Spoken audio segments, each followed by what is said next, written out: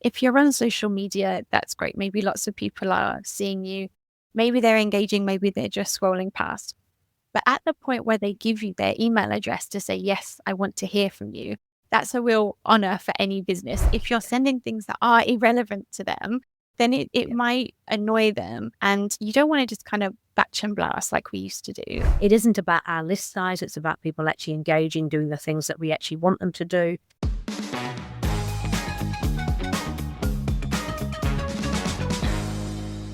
So welcome to the show, Sarah, and thank you very much for joining us. I believe that you're over in Spain. We're becoming quite international with our podcast now. What is it like in Spain at the moment? Tell me. It's great. Yeah, we're coming into autumn, so it's been really hot recently. Now it's cooling down. I love this more cozy weather. Yeah, it's great. Oh, beautiful. Now, as we can tell from your accent, you're not a natural Spanish kind of, we're not born and bred in Spain. You're originally from the UK, is that right? Yeah, that's right. Yeah, originally from the UK, just outside of London, and then moved to Spain about 5 years ago after a small thing we had in the UK called Brexit. It kind of gave me a bit of a nudge to kind of make a bit of a change and move overseas. So it's been a great experience the last few years.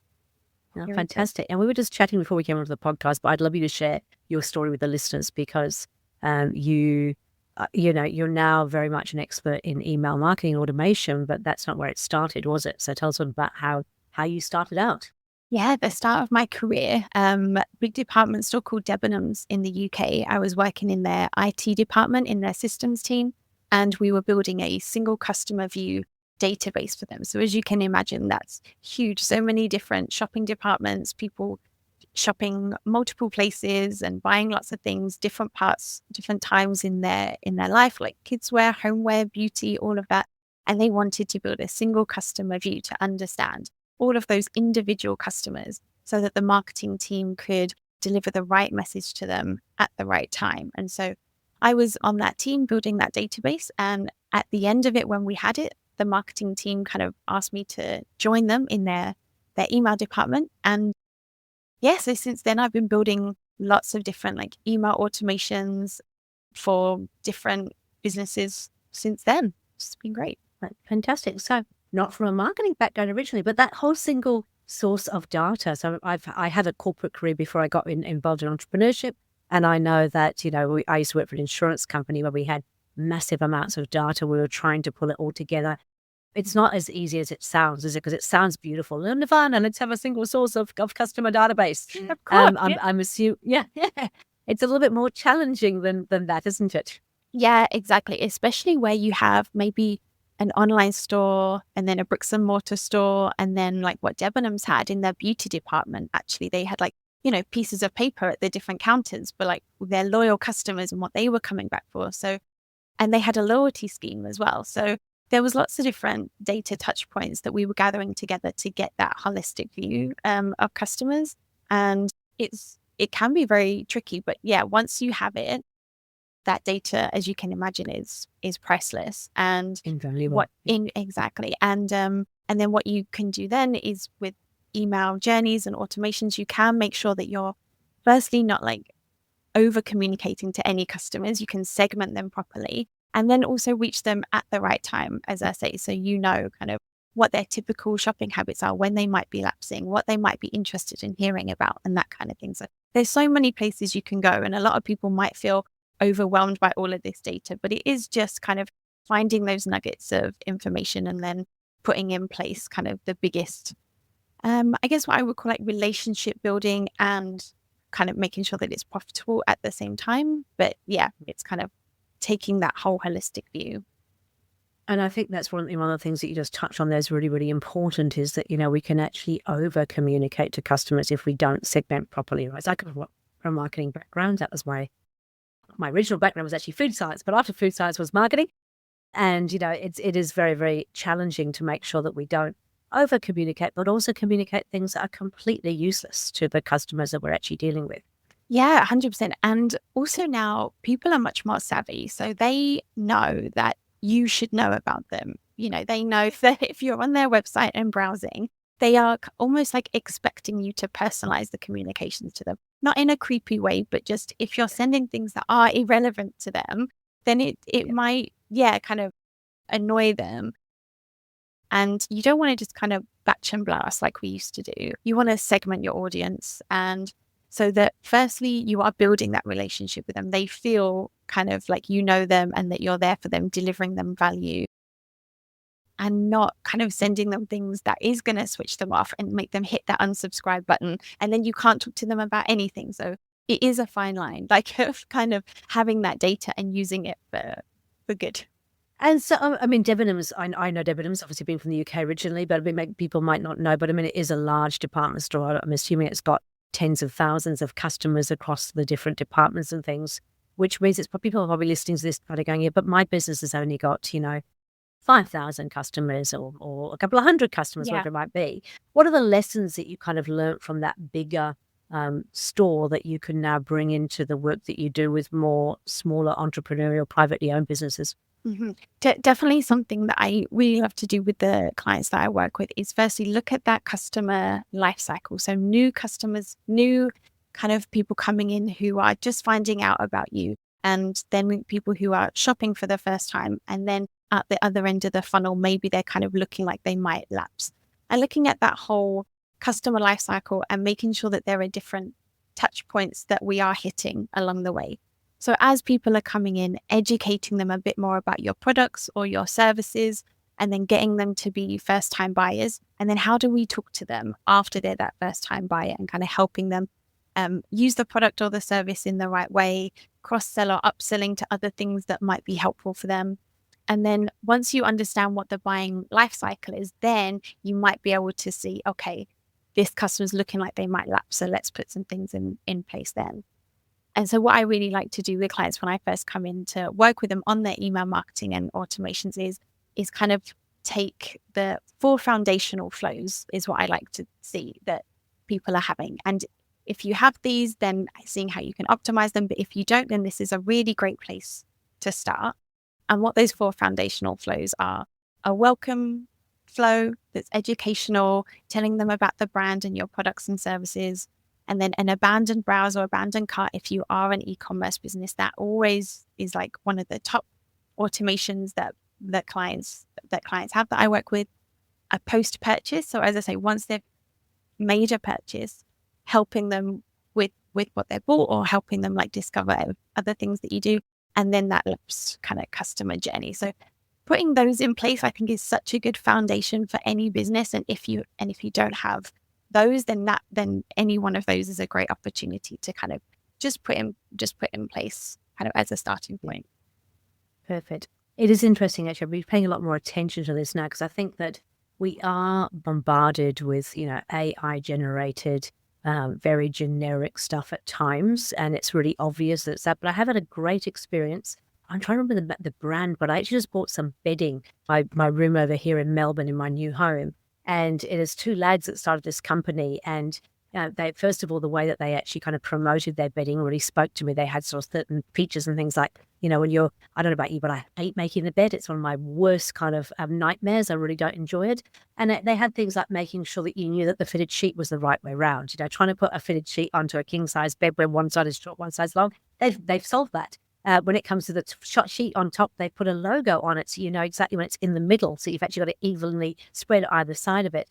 And then once I've got completely sold on the product. I mean, yes, I want some of those. But actually, when it arrived with a beautiful card that kind of talked to, this is how we came up with the bedding. This is our story. This is what you could expect from it. This is what this little logo is for. This is what this does. And then I've noticed I've got the emails coming through as well. So you have to make sure the offline and the online environment work together as well, right? Yes, totally. And I think there's so many good things to take away from that experience that you had, which is firstly, all of the product features, because maybe there were some of the things that you did know that attracted you to buy that bedding. But there's all this other stuff that's obviously a lot of work and thought has gone into it that you might not have known. So it's like, did you know that it also like has these features? And then carrying on that customer experience through with the nice packaging, the nice handwritten note, the follow-up. Did you know we also have these products if you are interested in these? It's kind of continuing that conversation. And as I say, building the relationships. And one thing that I make sure that I put in place with my clients is that it's not pushy. We're not doing any terrible sales tactics. It's all adding value to the customer at every touch point. This is exactly what this episode. It's called the Lad Collective. Give you a shout out because I was actually really super impressed with it as a marketer.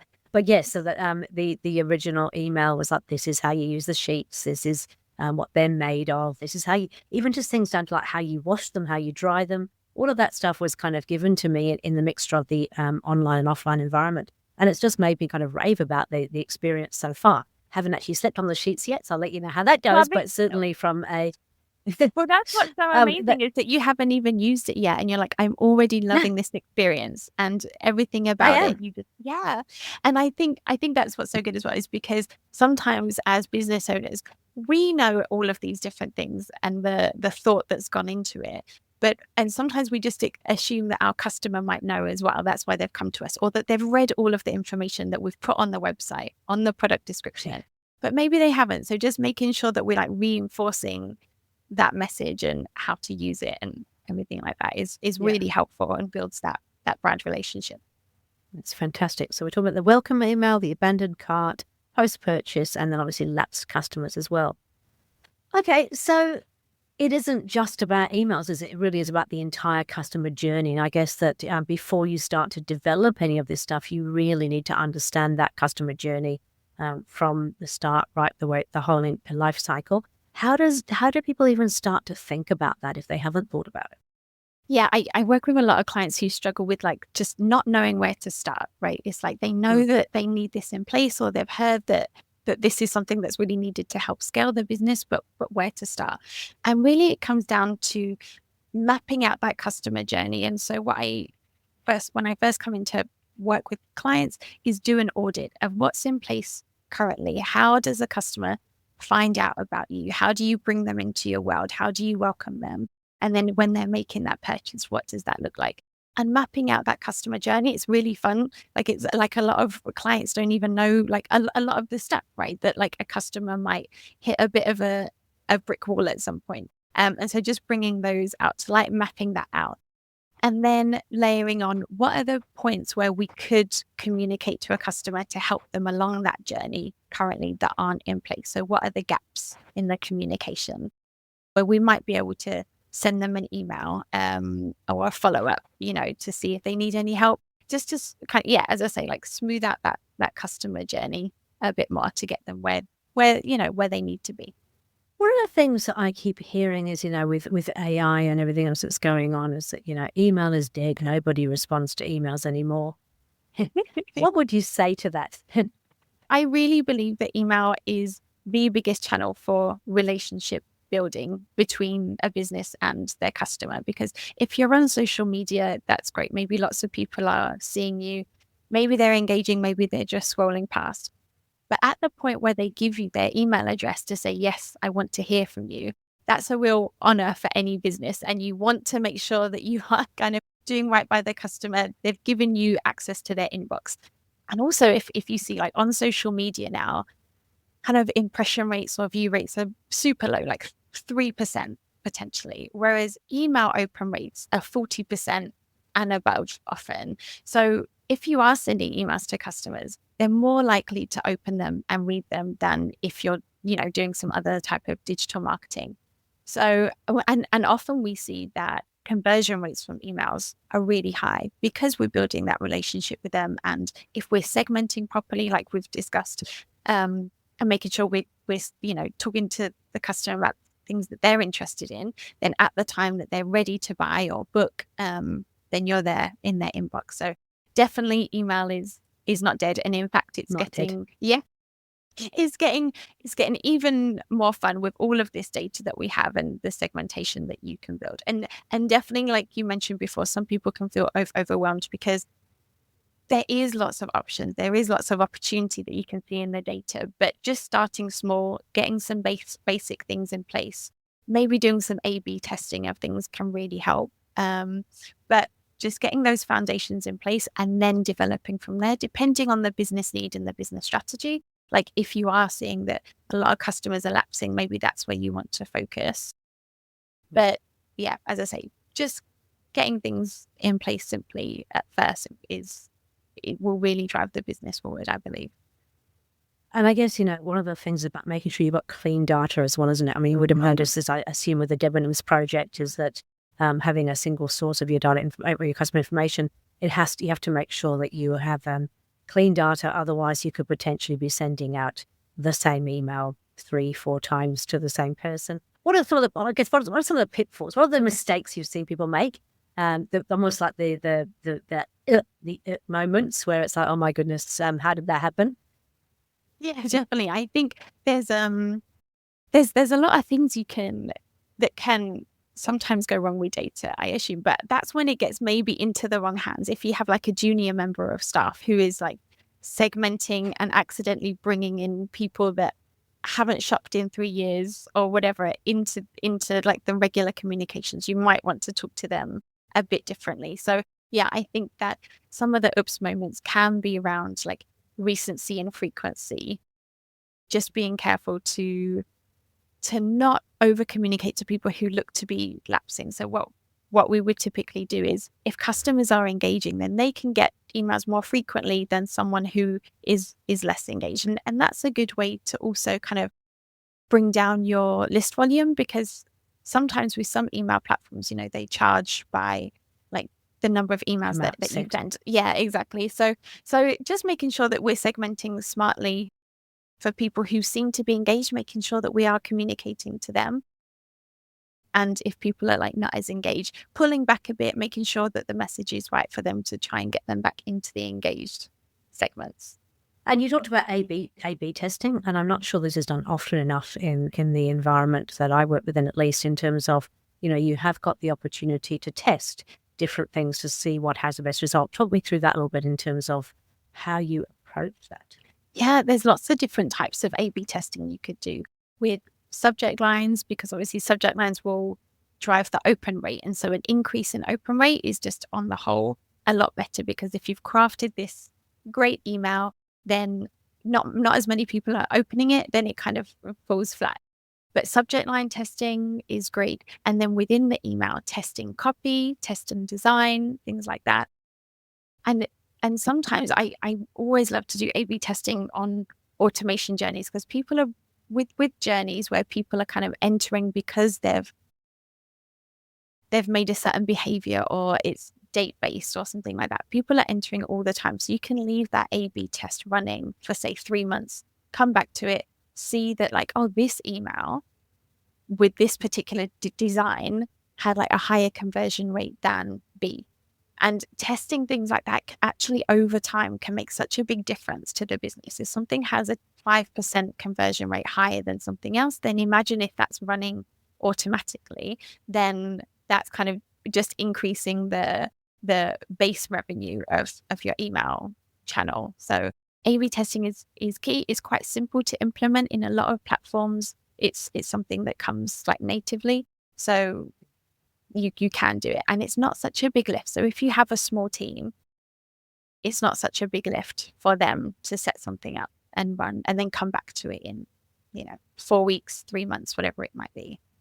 Okay, so that's the kind of the benefits of testing. Can you give us some examples of maybe some campaigns that you've worked on that have just really changed a business in terms of uplift in sales, or I don't know, give me a couple of case studies around where email automation has really changed the way business is done?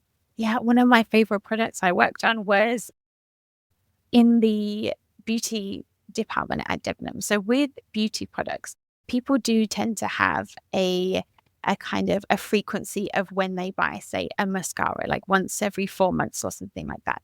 And what we found was looking at the data, kind of the top selling products that they had, how frequently people were buying them. And then they have so many options on the high street of where they're going to go to buy their product, but making sure that we triggered the email just before we knew that they needed to rebuy that product actually drove conversion so high. It was so good to see, because that's data driven and it's fairly simple to put in place. Once you know what the buying cycle of your customers are, just making sure that you're there when they need something, to make it really easy for them to just kind of click and book or buy. can really make a big difference. So we've talked a lot about products, and I get from a product perspective makes a lot of sense, but I'm guessing a lot of my clients and people potentially listening are more of a B2B kind of service provider. And sometimes the sales cycle is a long sales cycle. Mm-hmm. So I give my example. I've got clients that I've spoken to 3 years ago, given them a book, talked about what I do, never heard a dicky bird from them. And then 3 years later, they pick up the phone and they go, right, Deborah, we're ready to start working with you, ready to start doing Yeah. EOS. And you kind of go, wow, I haven't heard from you, haven't seen anything, blah, blah, blah. And they go, oh, we've been following you. We've been, getting your emails. I mean, the amount of time. So I send out an email newsletter to clients and potential clients. And sometimes I feel like it goes into this big black hole and nothing ever happens with it. And then when I talk to a potential client who maybe has been disappeared for 2 or 3 years, they'll go, we've been reading your newsletter. Okay. So from a service point of view, often there is this long sales cycle. We have to be waiting until they're ready to actually come and use the service. So what's the role of email in that? And how do you know if your email is actually working? Yeah, I think that's a really good question, because when people are quiet, you don't know if they're engaged, you don't know if they're thinking about it, you don't know if they're, people get busy and get onto something else with other strategies, or they are just finding out, but in the education kind of phase of like figuring out exactly what they need. And with that, I think that's when those campaigns do come in, and making sure that you are sending a newsletter weekly, or depending on the size of your team, once every 2 weeks, so that you are landing in their inbox. People can see, they'll see your business name in their inbox, or your name. And then they could be opening and reading, but not ready to buy. But then at the point when they are ready, you're there in their inbox, and then they can pick up the phone, they can hit that button, and then get ready to work with you then. Because with those longer life cycles, it is that relationship building that you're working on. You don't realize, because maybe there's nothing happening yet, but Black hole. Yeah. But just checking in, and maybe it's some like customer service messaging on top of the broadcast sends that you're doing. Just seeing like, hey, do you have any questions about this or anything like that? There's lots of different ways to do it. And I think until anyone says, I don't want to hear from you anymore, then they're still in that relationship with you, right? They're still kind of happy to hear from you. They still want to find out more. So you can definitely keep speaking to them. And one of the sort of the metrics that we kind of talk about, I suppose, in email marketing is things like open rates and click-through rates. What are vanity metrics and what are actual metrics? Like, what do you think? What should we be measuring, and what are just the vanity metrics that make us feel good but maybe don't have an impact?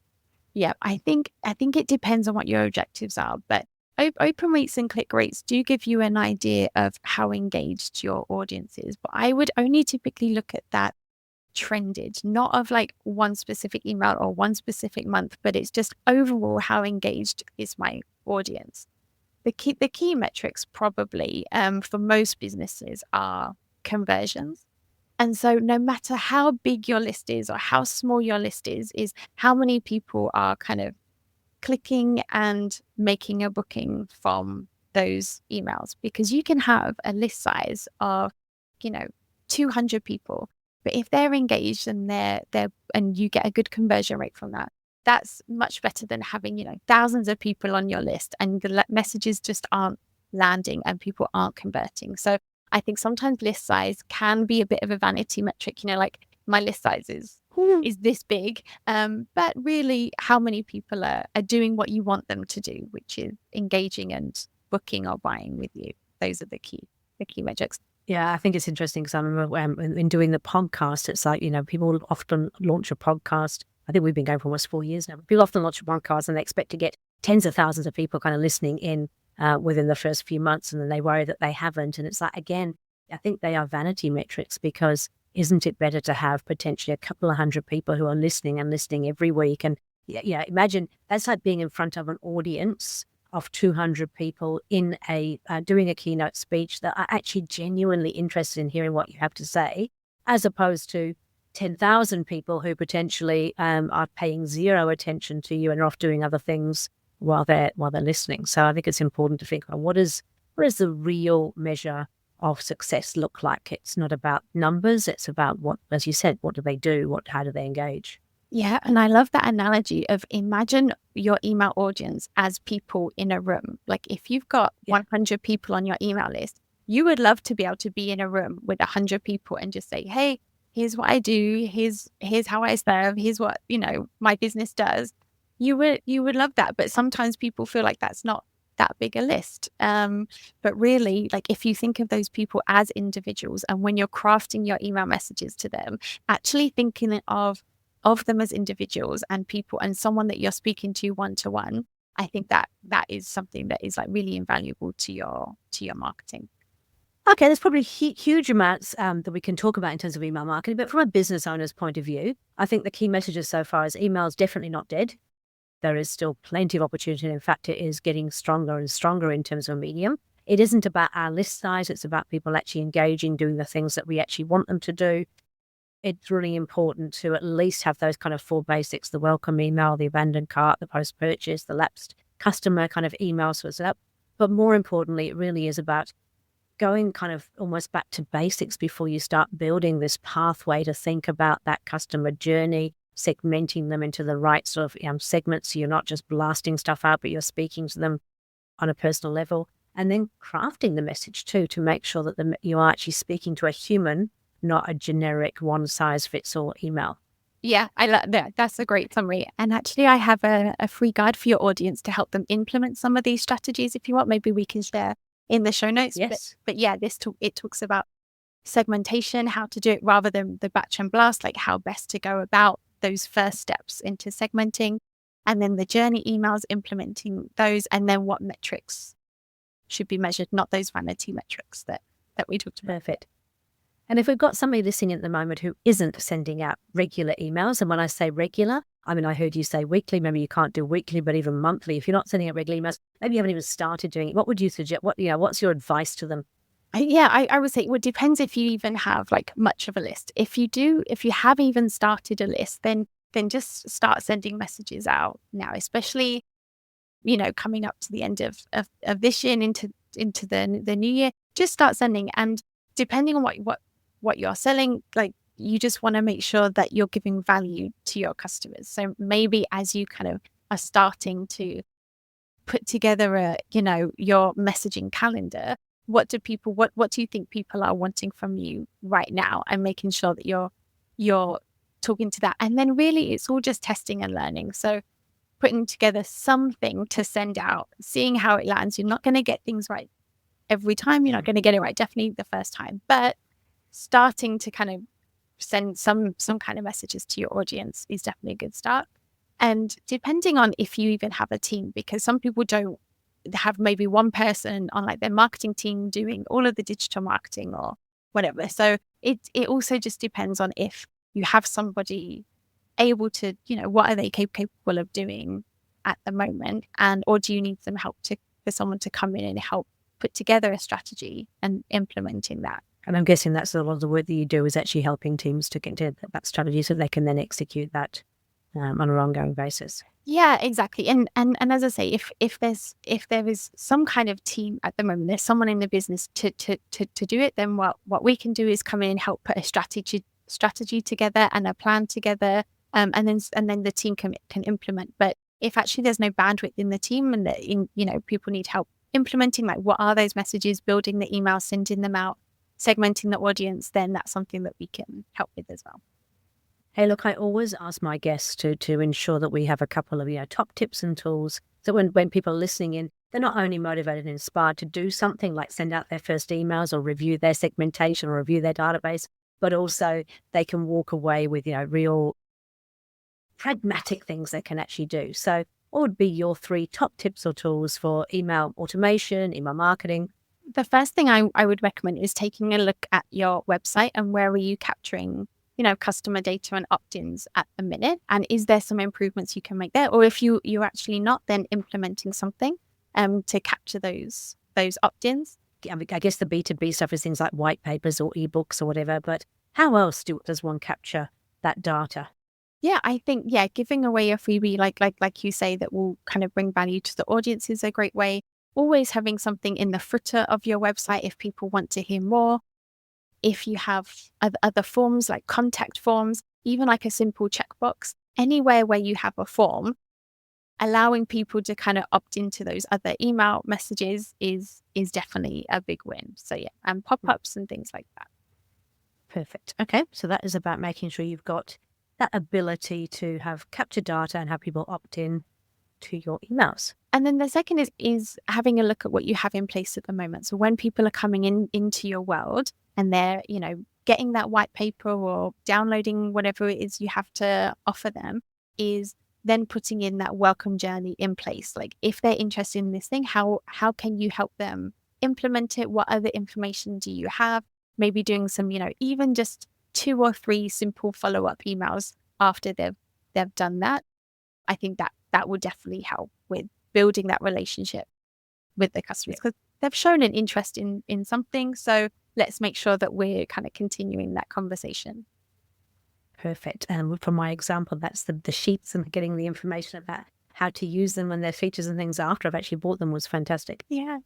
Yeah, love Yeah, and I think you made the point earlier, don't underestimate or overestimate what clients actually have read or do read. We're overwhelmed with information these days, and so making sure that you can continue to feed some of that bite-sized things that they may not have picked up on even when they bought the product that can just help. I think I bought some Sony headphones the other day too, and similar thing, I've been getting these messages, do you know this is how you can use them? Here's another example. Yeah, especially like you said, with some of the free things that people offer, sometimes people download them and they haven't had a chance to read them yet. So actually one thing that I really would recommend people do is in like an email sequence that you might send after, might be picking out 1 or 2 key things from that guide or list or whatever and say, had you seen this? Had you spotted this? Here are like 3 things in like this particular section that I think you might find really useful. So they might not have like actually opened that paper. So what might you be able to bring out and put into an email so they can see straight away is always useful. Perfect. Okay. And tip number 3? I think the metrics is measuring things that actually are going to drive your business forward. So what is the objective of the email campaigns or the email automations, and make sure that you're measuring against that is really key, and not some of those other metrics that people like to talk about and people like to see, but actually what is driving your business forward at the end of the day. Yeah, that fits in perfectly with our EOS philosophy, which is, there's all very well having scorecards and data, but if you're not using that data to actually make decisions, then it's not worthwhile even collecting it. Yeah, exactly. Yeah, totally right. Okay, great. Well, I've certainly made a whole bunch of notes here about different things. I think the key thing for me is that, email isn't dead. It's a great way to continue to build relationships, even from the beginning right the way through to the end, and to re-engage people. And I think my biggest learning personally has been, like I said, I think sometimes I put this email out, the newsletter out, or I put an email, I hear nothing back, but don't think that means people aren't reading it. There are a lot of people out there who are what I would call silent, kind of almost like lurkers. They're not necessarily engaging, they're not necessarily responding, but they actually still are reading and still engaging without the actual physical engagement. So don't assume that they're not. I think that's probably one of the things I've learned. Sarah, we're going to put that link in there for the guide that you talked about in terms of people getting hold of you as well. What is the best way to get hold of you if they want to talk a bit further about this? Yeah, I'm on LinkedIn. You can find me on Sarah Thomas, Tiara Marketing Co. You can find me on there. That's the best way. And I have a website, tiaramarketingco.com. Fantastic. We'll make sure that we put that in the notes as well. Hey, look, thank you so much for your time. I really appreciate it. Thanks for sharing your knowledge and your wisdom. I think it's wonderful to see how you've gone from being essentially an IT kind of database developer into a marketing or automation expert. So congratulations on that. And thank you for sharing. Great. Thanks so much, Debra. This has been great. Wonderful. Thank you. Oh, thanks. Bye.